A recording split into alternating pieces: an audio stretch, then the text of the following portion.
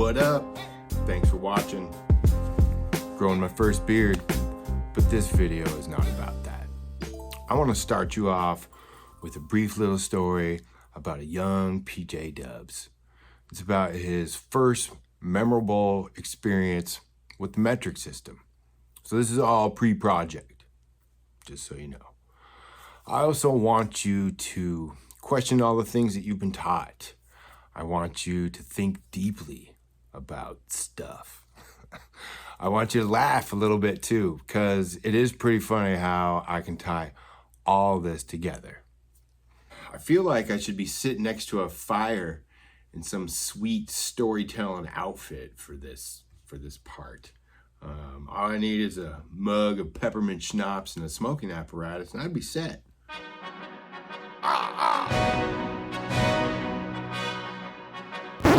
Maybe next time. Okay, so long ago, back near the turn of the century, in the late 90s, the Tupac and Biggie era, PJ Dubs was a young fella, full of adventure, curiosity, and intrigue, just out there hustling, partying. Anyway, back then, he lived near this amazing, extraordinary place for an 18 to 19-year-old. And it's still there today. Yep. It's called Canada. In the 90s, parts of Canada were mass producing this product called the Beaster. Now, it just so happened that PJ Dubs had some friends that would acquire this Beaster directly from Canada. Here's the kicker. Canada uses the metric system. America uses the whatever system, standard. In addition to that, back in the 90s, digital scales were really expensive. They were also hard to come by for an 18 to 19-year-old. The high school science class triple beam scale was more commonly used at this time. So if you possessed a triple beam and it was calibrated, dialed in, hadn't been dropped on the floor, you carried and protected this thing like a sweet little baby, dipped in gold. Anyway, back to the Beaster. In this one particular moment, PJ Dubs went to visit a friend. In this visit, he was asked to break down some large parcels of the Beaster into smaller parcels of the Beaster, like pound size. Not a big deal. He's really good with numbers and his scale was in good shape, so boom. Now remember, PJ Dubs is young.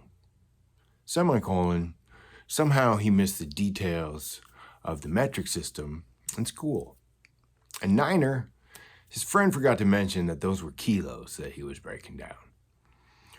So unbeknownst to PJ Dubs, he was going to start to end up with some extra Beaster once this process started to get going. A kilo is 2.20462 pounds, by the way. Okay?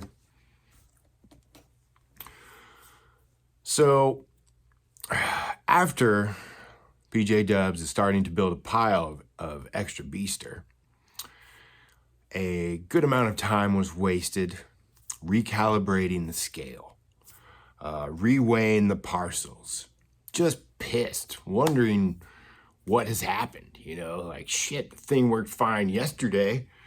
So it was at that moment that his friend returned his 911 on his beeper, showed back up, poked his head in the room and said, by the way, those are kilos, you're gonna end up with extra.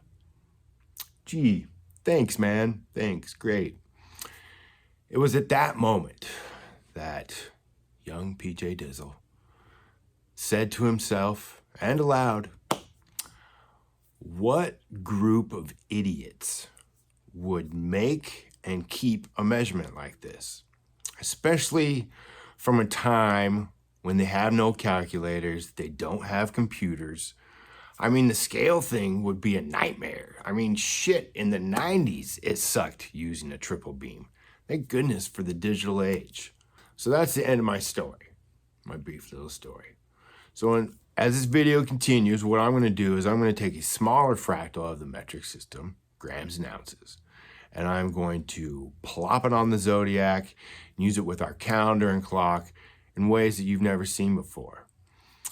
You know, I think that our measurements are something else. They were created in a time where anything from the stars was bad. They were also created in a time where the math and technology don't really add up. Like it just doesn't make sense to me why you would use all these massive numbers with a decimal when they didn't have the technology to deal with those decimals. So I think it all had to be disguised and turned into something that we could all memorize and use throughout the years so it wouldn't be forgotten. Stay tuned, it's about to get good. See ya.